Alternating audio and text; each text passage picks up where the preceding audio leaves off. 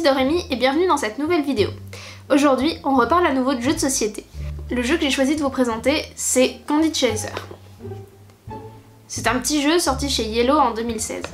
Ce jeu se joue très rapidement, c'est l'affaire d'une dizaine de minutes, 15 peut-être la première fois, de 2 à 4 joueurs, et est basé sur des systèmes de bluff, de jet de dés et de guessing.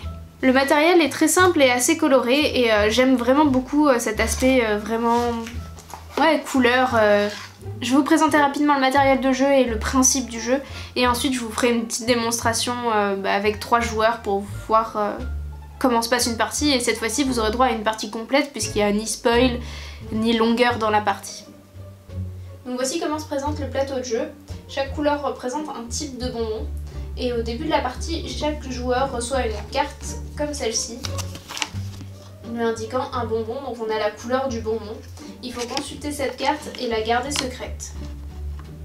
S'ensuit la première phase du jeu. Chaque joueur lance à son tour ce dé,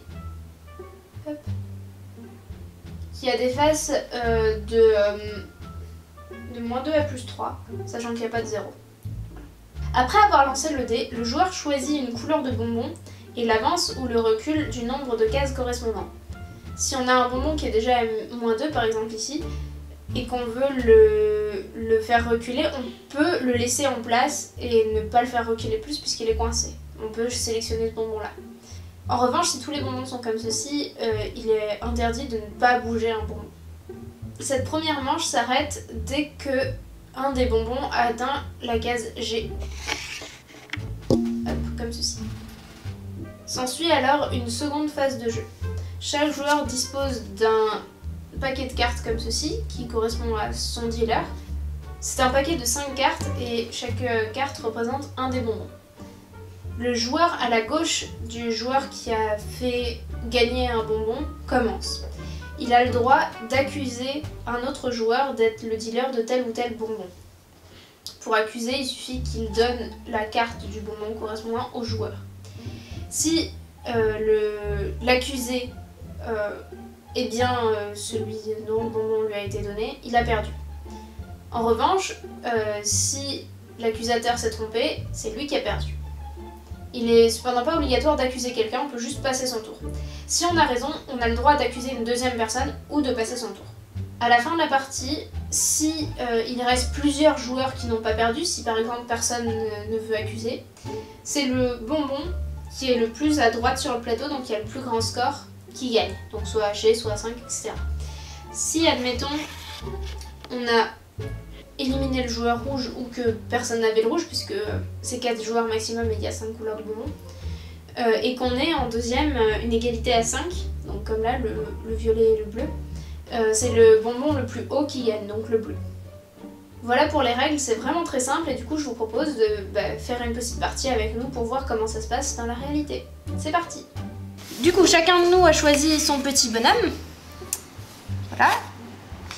Et on va distribuer le bonbon que nous allons dealer chacun, donc aléatoirement, un des 5.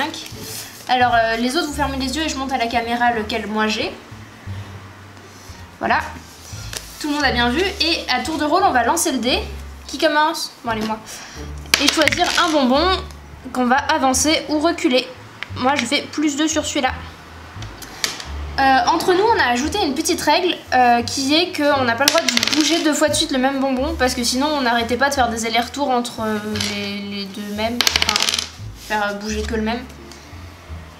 Et du coup on a décidé d'enlever cette règle, enfin d'ajouter cette règle, mais elle n'est pas du tout officielle.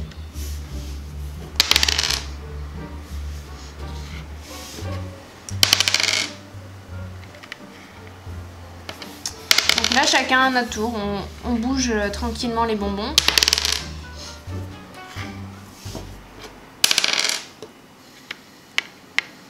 Il était à la traîne. Je ne savais même plus qu'il y avait un 3.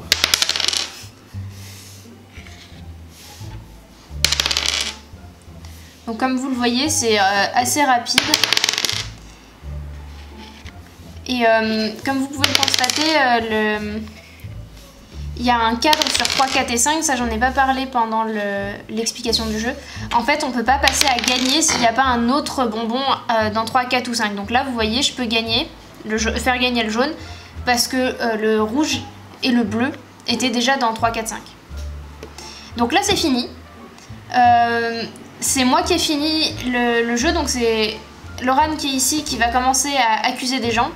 Donc il va d'abord... il va dire s'il veut accuser des gens, il n'est pas obligé. À qui? Bon voilà, donc il me soupçonne d'être cette personne, donc je vais vous montrer qui est-ce qu'il me soupçonne d'être. Hop, il me soupçonne d'être celui-là, et comme il a gagné, j'ai perdu. Et lui, est-ce qu'il a raison ou pas? Non. Donc là, c'est Loran qui a perdu, et donc c'est Kurogi qui a gagné. Tu étais qui? Tu étais le jaune. Ah oui, toi t'avais gagné, donc j'ai gagné, hein. T'accusais personne et c'est tout. Moi j'étais le bleu. Moi j'accusais tout le monde. Donc voilà, c'était une partie, vous voyez c'est super rapide, là on a mis 2 minutes à faire la partie. On connaît le jeu et tout, c'est fluide. Mais voilà, c'est vraiment un jeu rapide. Pour conclure, je dirais que ce jeu est vraiment bien pour des parties rapides. Il est très très bien à jouer avec des enfants notamment parce qu'ils comprennent vite, c'est ludique, c'est des bonbons quoi, qu'on dit, c'est genre trop bien comme concept.